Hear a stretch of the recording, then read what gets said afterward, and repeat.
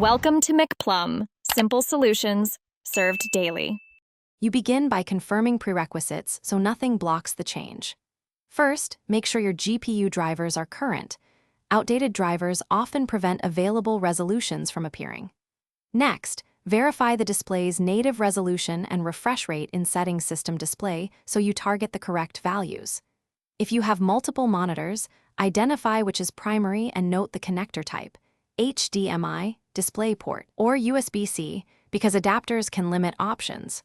Once done, open Display Settings and proceed to the next step. Now you adjust resolution and scaling precisely. In Settings System Display, locate Scale and Layout and open the Resolution dropdown. Choose the native resolution first for best clarity or a different listed option if needed.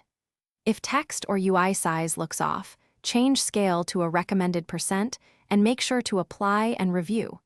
If your desired resolution is missing, click Advanced Display Settings and use Graphics Driver Control Panel or Custom Resolution utility cautiously. These allow custom modes but require restarting. Finish by applying and confirming the new resolution.